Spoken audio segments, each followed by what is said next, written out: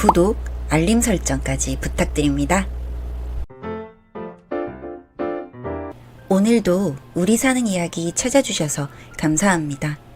사연자분이 보내주신 이야기 시작해볼게요. 안녕하세요.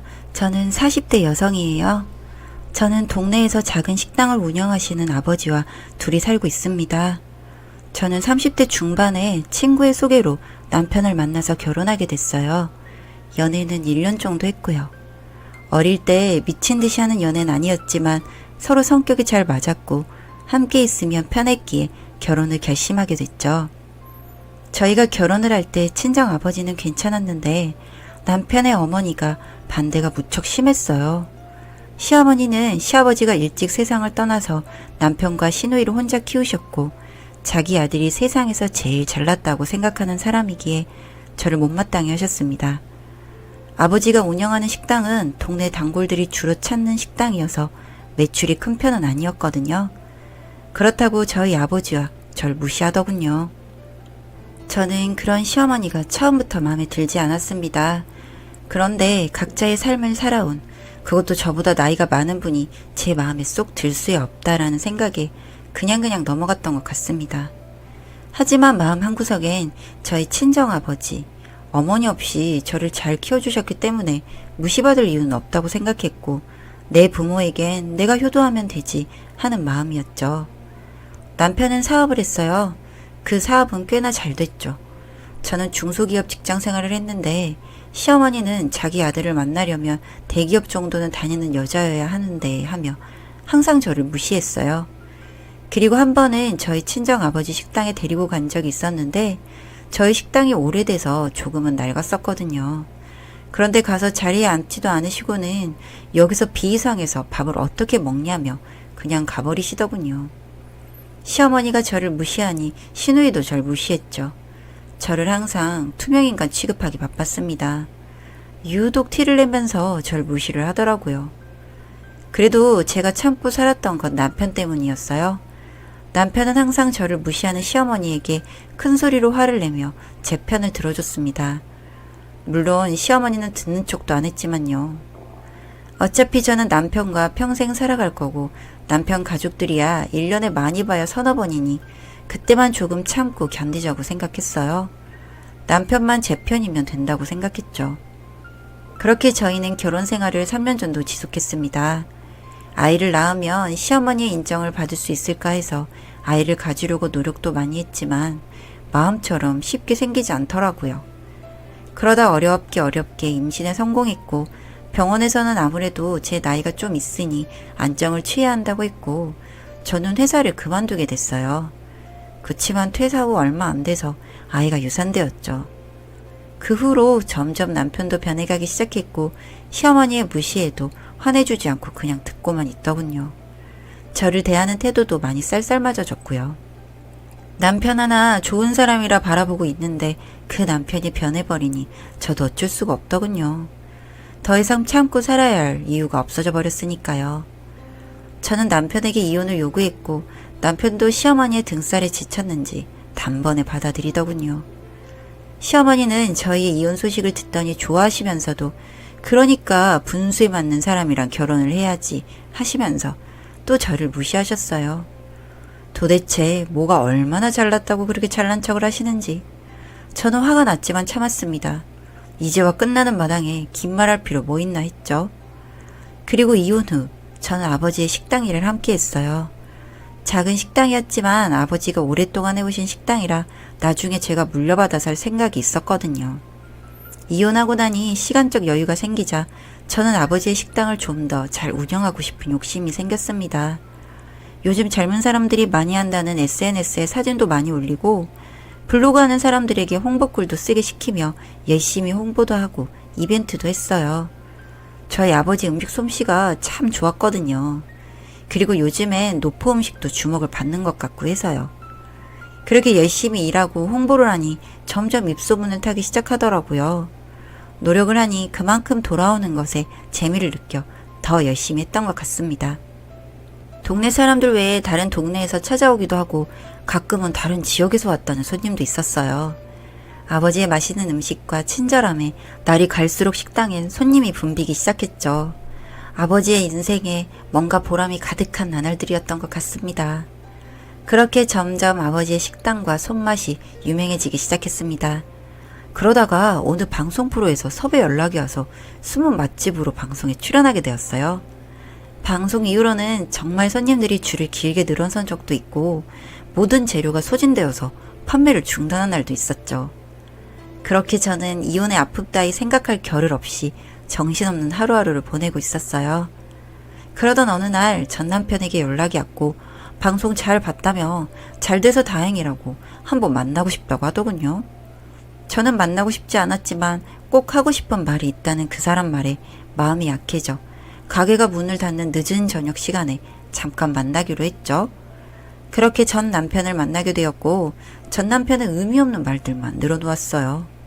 저는 용건이 뭐냐고 물었고 전 남편은 조심스럽게 얘기를 꺼냈습니다. 저랑 이혼하고 후회를 많이 했다고요. 그리고 다시 잘해보고 싶다고 했어요. 저는 당신 어머니 히스테리 나보고 또 참으려는 거냐며 내가 왜 그래 하냐고 질색을 했죠.